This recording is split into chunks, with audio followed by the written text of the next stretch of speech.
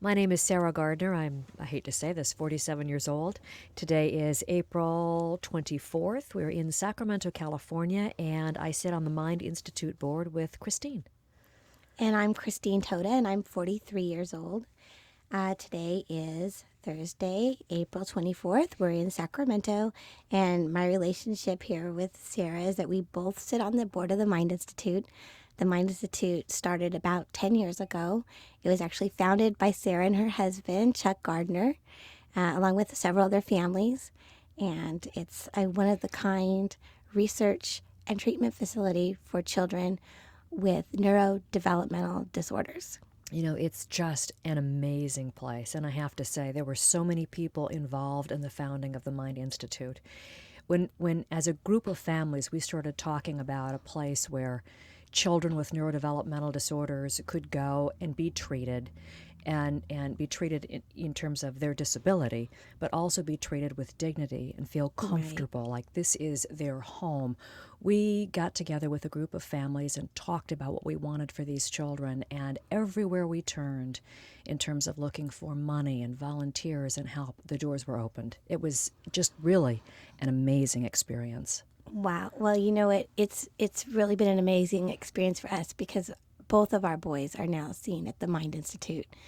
One does research, is a research subject, I guess, for them. He's a 6-year-old, and then my 12-year-old has autism, and he's a patient there. So we've been calling it home now for over 8 years now, and that's how it feels. It feels like home. What age was your son diagnosed with autism? He was 2. He's kind of a complicated guy. He began with a diagnosis of cerebral palsy at age 10 months. And, we started all the interventions for that. And then we noticed wasn't making the eye contact, wasn't talking, and then got the we call dual diagnosis of autism.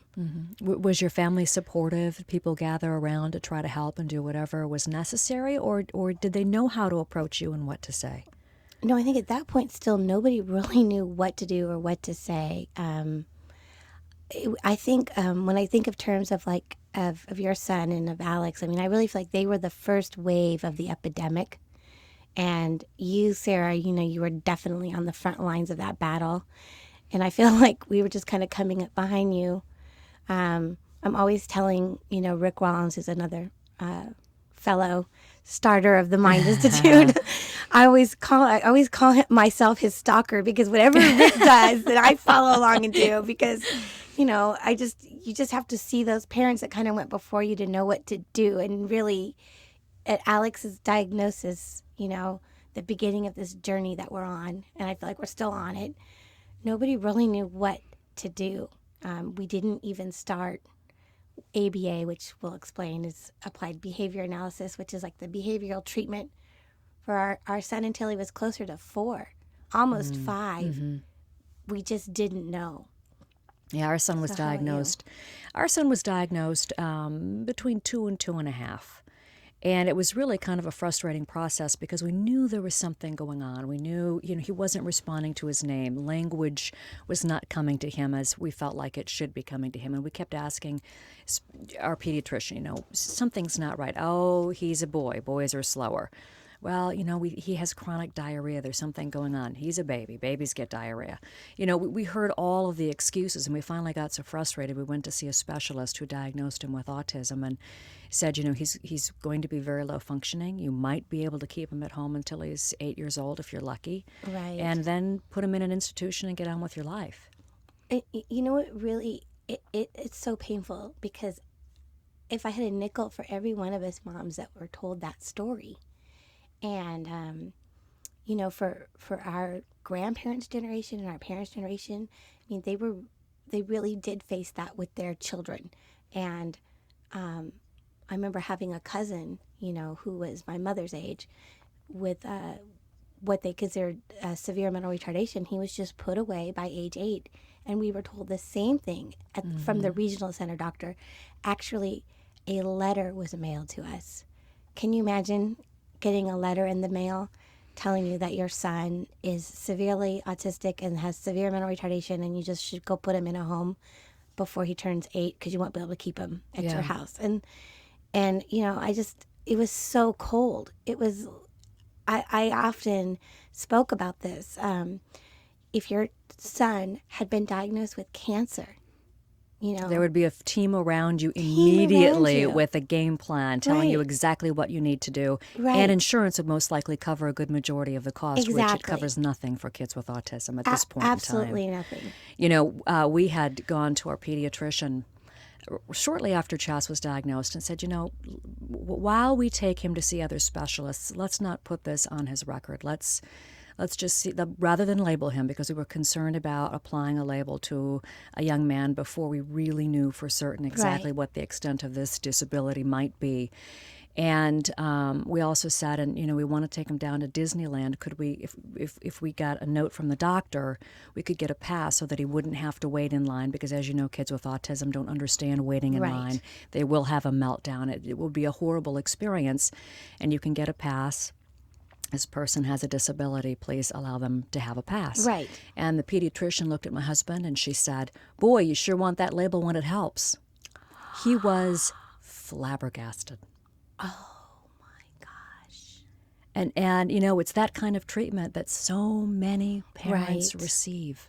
Right. And it's unfortunate. You find yourself fighting for services. You find yourself fighting for an appropriate education.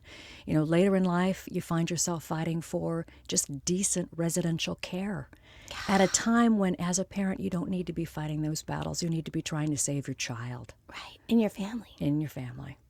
And let me ask you, just on a personal note, when you spend all your time fighting, doesn't it kind of like skew your personality a little bit? Because I've always been like this, pretty easy to get along with kind of gal. And the other day, one of my girlfriends said that someone had asked at the PTA meeting, why is Christine so confrontational all the time? And I'm like, I am. And my sister and my girlfriend looked at me like, yeah, you are. So I just wondered, on a personal note, like, has this kind of skewed you a little bit to be kind of, yeah, you Mother immediately bear? want to go to battle. She Right. bear. Yeah, exactly. In fact, I used to laugh when I would talk to other mothers when it came time to go in for meetings, no matter what it was, whether it was for services or education, whatever the case may be. I said, sometimes I feel like I have to walk in the door with, and I won't say the word, but it starts with a B, stamped on my forehead. right. And I hate that, but it just seems like that's sometimes what you have to do. And we all want to be friendly. We all want things to work out. We're there for the child, but sometimes it feels like, you have to go in and fight for everything for your child. You're Right. just trying to do the best you can as a parent. Right. And I think people lose sight of that. Now, there are people in our regional center system that are saints, people in our education system that are saints, people in Right. our in-home services that are saints. I mean, they're wonderful people with good hearts, but as a parent, you're in there and you see things go on and you want to see to it that you can do everything possible for this child who has really been given the ultimate challenge in life. Right. Right. And what would you say if you could, if a new mother came up to you today and she just got her diagnosis? We have mothers now that are having 2 and 3 children diagnosed with Well, autism. when my son was diagnosed, it was considered a rare disorder. Right. Now we're talking about at least 1 in every 150 kids. Right. That's unbelievable. Right. I used to work for a television station, and I used to get a lot of calls at work. People talking about, my grandson was just diagnosed, or what do I do? My child was just diagnosed, what do I do? Phone call after phone call. And every single one, handle it that? never got any easier. Every Yeah. single one of those calls, my eyes would well up with tears. Tears would start streaming down my face, because we are here to find a cure. We're here to find Right. effective treatments. It's Right.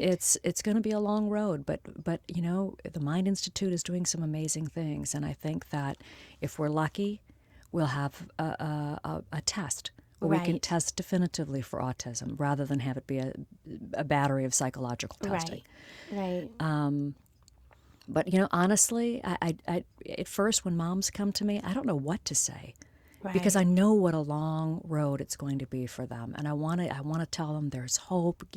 Get a program going immediately, as Right. intensive as you can, because no matter what, that's going to help the child. It's not going to hurt the child. It's going to help the child. Right. But in terms of future, no one can predict the future. But I've never seen a child who you could actually say is cured. Yeah, I was just gonna. They're all helped Right, a they're all lot in helped, some and they cases. get a little better, and some get a lot better. But we really don't have a cure right now. I know that a lot of I don't know about you, but I mean, we've done the diets, we've done the swimming with the dolphins. I mean, I can't tell you how many. I mean, just go ahead and laugh because I mean, I remember when, Well, we've done it all too, yeah, Christine. I've been there, right with you. you know, or what was the secretin, the pancreatic fluid that I was just gonna, take him, shoot him with the secretin, before we even knew like what possible harmful side effects would be, and Well, because as a parent, you're desperate. you are. You want to see to it that you leave no stone unturned. Right. That's how we sleep at night. That's how I sleep at night. Yeah. I just have to know I've always done all I can do for him. You And know? right, and I have to say, my son will turn 16 in May, and he's a very low functioning person. To give you some kind of an idea, he has no language. He has a few limited signs. He gets confused very, very easily and forgets which sign goes with, whatever it is that he wants. He doesn't understand that the dangers in our world. He doesn't know a car could hurt him. He doesn't know that if he puts his hand in the fireplace, he's going to get burned. He doesn't know that somebody could hurt him. If somebody was doing Right. something to him, he couldn't tell me. There'd be no indication that somebody was being mean to him or doing things to him. He has a lot of behaviors. If he has to go to the bathroom, he'll go in his he wears a diaper, so he'll go in Right. his diaper. We still work on potty training. We still put him on the toilet, but if he has to go, he's going to go. And Right. sometimes that leads to horrible, awful accidents where it's running down his leg, and and people look at you and you're scrambling to get into a bathroom, and it can be just a horrible mess. But I look at Right. him, and you can't get angry. No. This is worse for him than it is for me Right. or for any of his caregivers. He was at home with us until spring of last year when we placed him in a group home because his behaviors had gotten to where he really wasn't manageable in our family, and we were concerned that he would be a danger to himself.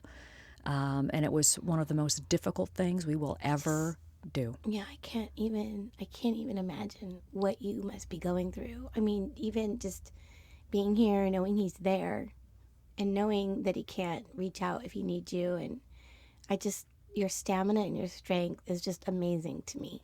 Well, it's I will not kid you, it's not easy. But when we made the decision, it was also important to us that my husband and I made this decision as a couple. Because if something were to happen to one or the other of us, we didn't want our spouse having to make that decision on their own. Right.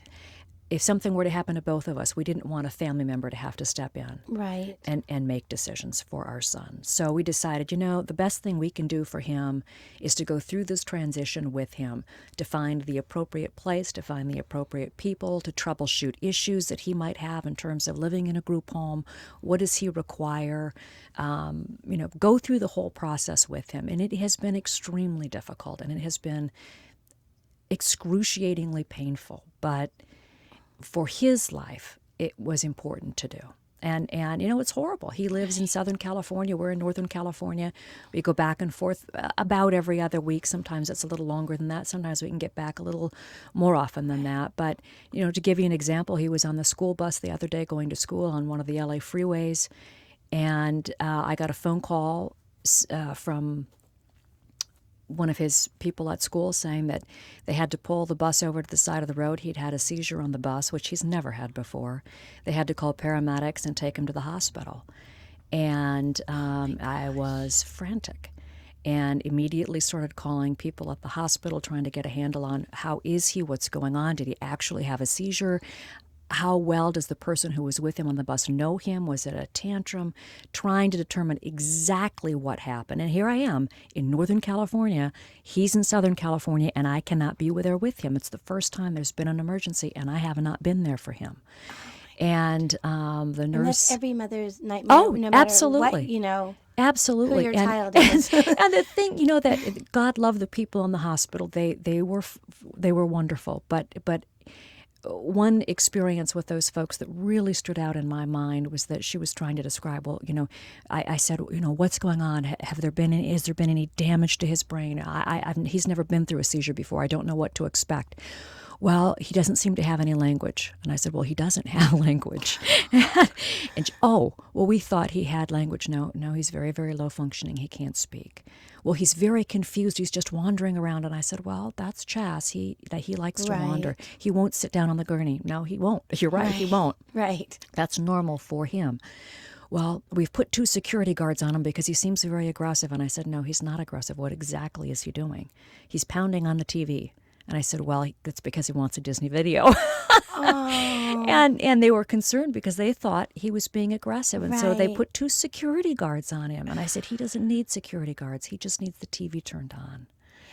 And, but here you have some folks in a hospital that really haven't been trained. Right. And it's not that person's fault, but they Right. haven't been trained to understand what an adult or a young adult with autism looks like they and look what they like, can right. expect. And, this is not a Rain Man situation where you have somebody who's high functioning but seems a little eccentric.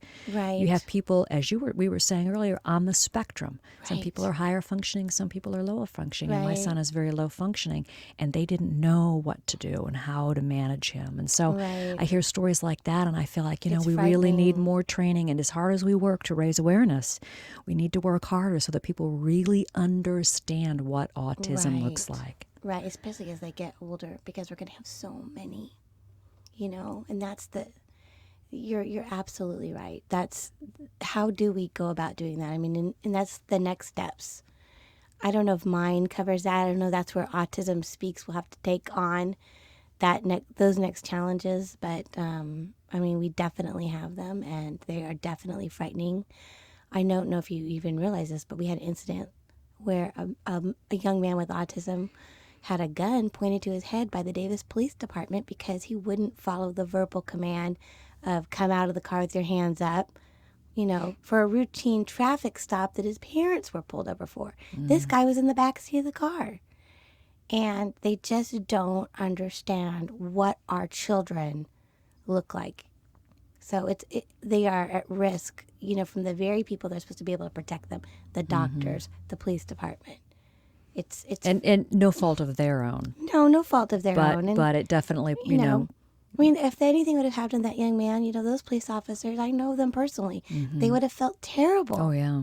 I mean, it's just a matter of safety, and how do we keep them safe? I don't know about your son. There's no way my son would be able to tolerate, sensory-wise, a wristband or a necklace with like a med alert on him. No, letting my son somebody would tear know. it off. Yeah, Yeah. he couldn't tolerate that. So, yeah, how do we keep these guys safe? I mean, we're going to microchip them? I mean, that's not going to happen. So what are we going to do? Yeah, a lot of questions. Not very Lots of many answers even questions. today. Not a lot of answers. You touched on something that I've always been very proud of you for, and kind of tried to role model you for. I talked a lot about, when you asked me about my family, were they supportive? Well, now they are, but, in the beginning, they didn't have those tools to be supportive. And along with having a child with a developmental disability, I think comes, we don't like to talk about it, but it comes a lot of shame, a lot of embarrassment. They do things in public that are, not the normal things 12-year-old boys or 16-year-old boys will do, and people stare. How do you deal with that? You have to have a sense of humor. I'll give you an example. Okay. And I have never, ever been ashamed of my son. He has done some things in public. And I'll cover my like, oh no. But I've, if people don't understand what's going on with him, it is their problem. Right. It is their ignorance, and they need to open their eyes and they need to learn because, it won't be long with the numbers climbing like they are where they'll Right. have somebody in their family impacted, Right. and then they will understand. But my husband and my daughter and my son and I were all at the pet store shopping for dog food. And I had gone ahead with my daughter because she wanted to look at the hamsters or something. And my husband and my son were coming along behind us, and I happened to just turn around. And, probably 20, 30 paces behind me was my husband. And right behind him, maybe 10 paces, was my son. And he had decided at some point to pull his pants down. I turned around and went, oh my God. Here he was walking through the store with his pants, and I mean everything, down around his ankles. And he's just walking along like, yeah, this is normal. Everything's good. And I feel better now. And I just covered my eyes and went, oh no. And I'm, Chuck, get Chas. And he had to just quickly turn around and grab and pull his pants up. And fortunately, there was nobody else in that aisle. But you have to be able to laugh about it because No, I otherwise you'll start to agree. cry and you'll never stop. I agree, and I think that's what I was saying. Just having you and your family as a role model, really helped a lot of us. Just right behind you, come along and go, hey, you know what? This is my kid. I love him to death. He is who he is, and it's your problem. It's not. He's fine. He's as close to God as you're going to get, in my opinion. My son couldn't tell a lie if you paid him $1 million. He doesn't understand lying. He's so innocent. But he does tell you like it is. The other day, we got to go to the Capitol onto the Senate floor with Senator Steinberg. He presented World Autism Awareness Day, and the state would recognize that. And Alex got to go on the floor with the senator. Oh. And I was so proud of him. And I'm standing there with like the senator and his staff, and I'm like, gosh, Alex, I'm so proud of you. And he's like, Mom, you have bad breath. It smells like coffee. I'm like, thank you, Alex. I'll go take a mint now. So, he'll just tell you what he thinks, and that's who they are. I mean, just in that total deadpan face that they have sometimes, and that's just Alex, Yeah, and you as I said, you have to be able to laugh. You have to just love them for who they are. Oh yeah. And in the process, we do everything we can. We see to it that there's consistency between school and at home. And as I said earlier, we still work on potty training and try to do everything we can to help him grow and to help him learn. Right. But no matter what, we love him just the way he is. And I hope that people will become more accepting and more understanding for people who suffer with autism and their family. Because as you say, Right. maybe we are a little more confrontational, and maybe we do walk around looking a little bit more tired than the Edgy. average bear. Yeah. Okay, well, you don't, and this is radio. Nobody can really see. But that's another question. How do you do it? I mean, I think you're the only mom I know that's not on an antidepressant, that isn't overweight. I mean, you look fabulous. Oh, You do, thank you. and I Well, don't know. I don't likewise. get it. I don't get how you do it. So I just kudos to you, girl. Well, thank you. I'm going to keep a copy of this. I'm just going to play that over and over on those days, But no, I can't. When we had Chas at the house, I laughed because I never sat down. Yeah. It's just he is in motion 24/7, and you run around the house and you clean up all the messes and you try to Right. stay 10 paces ahead of him if possible. And so, I guess probably he helped keep me in shape and running around. And, even when he was 15 years old, I was trying to carry him around the house on my back because he loved to ride me like a horse and go horseback riding and those kinds of things. So, I mean, you do whatever makes him happy, right? You do. You live for that laugh. Yeah. Oh, absolutely. I think? was telling somebody the other day because we were talking about kids. And, my daughter is now 13 years old, and she's a wonderfully compassionate person and very affectionate and, just lights up your day. I tell her she's the sun in my sky. And, wraps her arms, I love you, Mommy. And, my son doesn't express that the way a typical person would, Right. obviously. But, there are days when you walk in the house and he'll give you that little sideways grin, that he's happy to see you. Or he'll take his arm, we'll say, well, I got hooked by Chas and got distracted. And he'll take his arm and he'll hook it around your neck and take you into a room, for instance, if he wants a movie or he's hungry and wants to eat, and he'll hook you and smile at you and take you into the room. And it's, you feel like $1,000,000. Yeah. I couldn't be happier if somebody had handed me $1,000,000. Exactly. It's just, but that's how he shows affection. He can't say, I love you, Mommy, without prompting. I've gotten a little bit out of him, but it requires prompting. But just that response that he gives you when you walk in the door is just amazing. Do you remember the first time he ever laughed or smiled? Well, when he was a baby. I mean, I remember those moments, So you had the typical story of typically developing until 2 and then regression. Yeah, he was. He met all his developmental milestones right on time, if not before, with the exception of walking and talking. And talking, he was, babbling and all that typical baby behavior. Started to develop some words, but then he'd lose them, and he'd pick up some others, and he'd lose those, and then he'd find the words that he had lost previously. Those would come back. Walking, he didn't walk until, without holding my hand until he was 18 months old. So there were a few things, that would have been warning signs looking back on it now. When he started to sit up, I remember the way he used to roll over, the way he used to lose his balance. And now looking back at it, how he played with toys. And I can look and, if I really analyze it, I could say, gosh, were those warning signs that there was something going on, if it was some type of regression, or if he had been born with it, that these were areas that weren't going to develop properly. But other than that, by the time he was about 2, maybe a year and a half to 2, he stopped responding to his name. Tantrums got really awful and lasted for hours and hours. He didn't sleep. He had chronic diarrhea, probably a lot of the same things that you experienced. Yeah, my son, same thing. I think he would scream 20 hours a day. Yeah. Maybe sleep for 4, and they were never the same 4 hours. To me, that I still feel like I suffer from that post-traumatic stress disorder. Oh, absolutely. Yep. And even though my son, after a lot of therapy, did get his speech, it came in slowly. He started kindergarten still not talking. So every day that he can talk or tell me something, it was very rote speech. That kind of speech, for people that are listening that don't really understand what rote is, he does kind of sound like a robot when he talks. But when he does talk, I'm just so grateful to hear his voice, and for him to just tell me anything, anything at all. I'm grateful. I get it. I get how lucky I am for that. Yeah.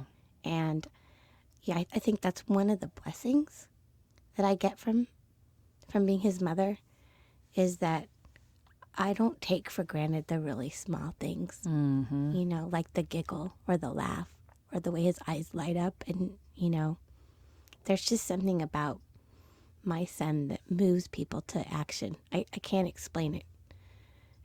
He's just amazing. He amazes me every day. Yeah. Well, I'll call down to Chas's house and I'll say, may I speak with him? Well, as I said, he doesn't speak.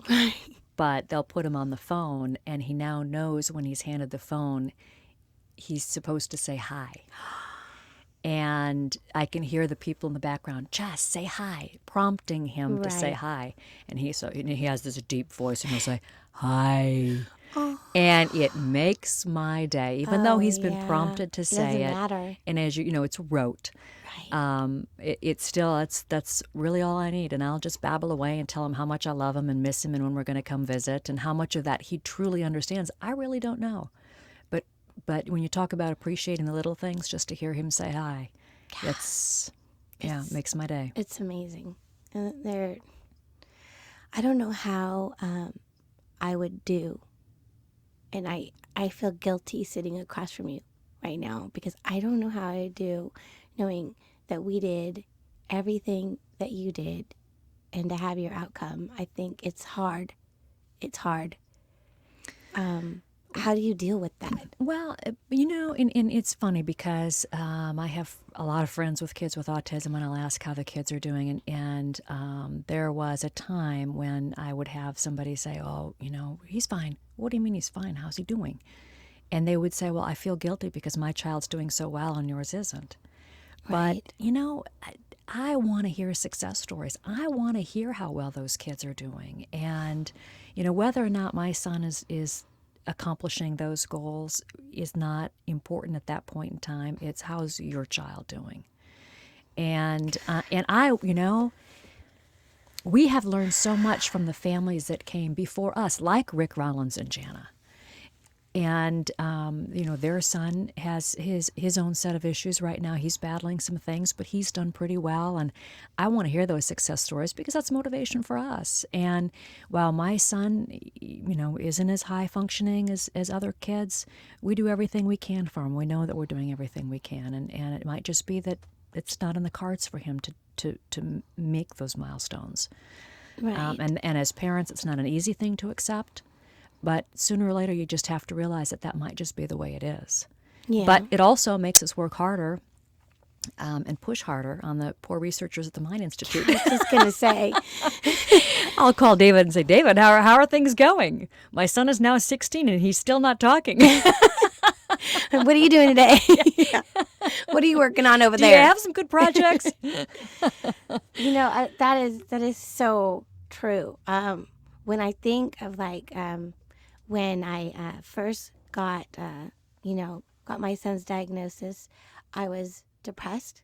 Okay, and then I found about you and about Rick, and then about the Mind Institute, and then I felt hope, and then we got my son, from here to here, and then as I want to say, I didn't get depressed again, but I kind of felt like, you know what, we've gotten Alex pretty much as far as he can go. Now everything I'm working on is so the next kid coming down the road doesn't have to reinvent this wheel. That I'm going to get the next kid further. And I kind of forgot about hope for Alex. And it wasn't really until Dr. Hagerman, Rondi Hagerman came in and presented about her Fragile X study and about, that they think that they found a certain gene that looks like the mental retardation portion of Fragile X. And she also thinks that she's found like a medication that can counter that can actually cure the mental retardation. And when she spoke, I don't know if you ever seen her just speak, and she's so full of passion, and she just floored me. And all in a sudden, I had forgotten about hope for Alex. Yeah. And I was able to feel that hope again for him. And it was like a drug. It was like the best martini, the best margarita. I mean, it was like such a high. Even for just that few minutes, I just wish I could bottle that. And I just can't thank her enough. She has so much enthusiasm. And in fact, I was on the steps of the Capitol for National Fragile X Day. And I was talking about Rondi, and I said, she has got to be one of the world's best listeners. One of the experiences that we had as parents was that we found a lot of people really didn't listen to what was going on with our child, and it was so frustrating. But Rondi has developed the talent, maybe she was born with it, to be able to listen to parents talk about what's going on with their child, and that is why she has had so much success as a researcher. Wow. It's just through listening. In fact, and I wish I knew, all the specific terminology here, but just in a nutshell, she was talking with parents of children with Fragile X, and some of the parents were expressing the concern for their parents. So in other words, the child's grandparents. They were showing signs of dementia, or maybe they had even been diagnosed with dementia. And so now they have a parent with dementia and a child with Fragile X. And Dr. Hagerman thought, wow, now isn't that interesting? And she looked even deeper into the situation, which is why she just recently got a huge grant for research working on the connection between a certain type of dementia and children with Fragile X. Right. She is Fantastic. she is an incredible person with a lot Right. of talent, and when I say she is one of the world's best listeners, she That really is is, a and we're really so lucky interesting to have her observation. at the Mind Institute. Yeah, we are lucky, and she's just one of. I think every doctor I've met there, they are so passionate about our kids. Well, that's why they're there. Yeah. This is a research institute in my mind that's unique in the world. It was built for children with neurodevelopmental disorders. Everything was designed with those kids in mind. It was designed so that those children and their families could walk into that building and feel comfortable, not Right. feel like people were staring, not feel like there's nothing there for them to play with. We've got toys, several television monitors with video players, fish tanks. There's a playground in the back. There's a big field in the back.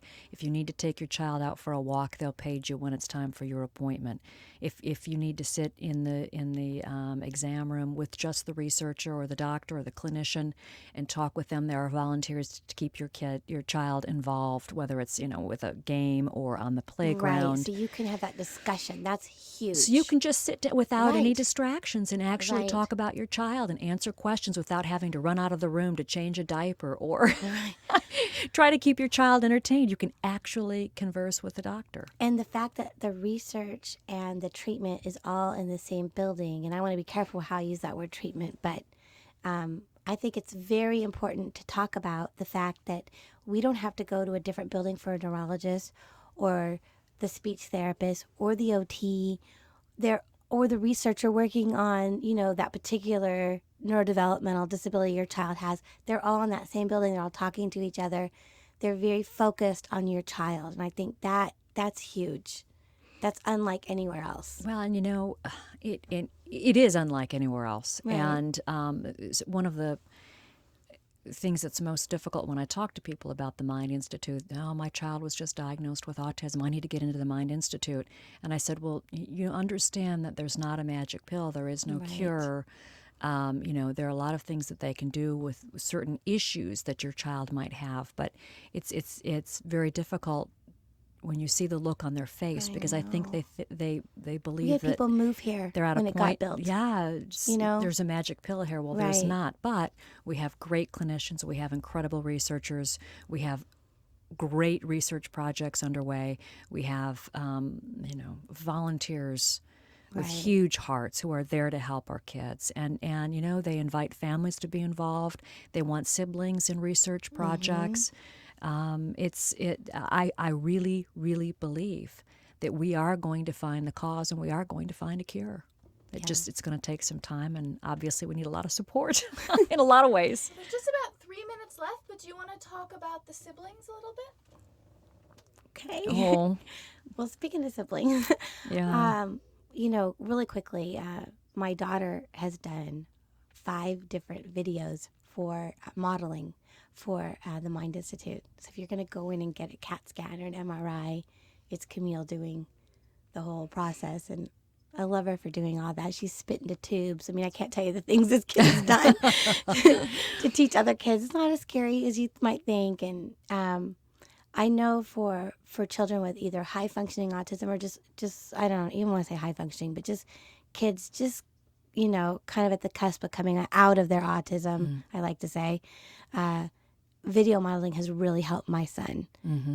Dr. Blythe Corbett has a beautiful video modeling program, and I think we're really on the cutting edge of where technology is going to come into play with intervention. Yeah, I totally agree with you there. And, I have to say that not only are our kids involved in research projects and that type of thing, Ginny is my rock.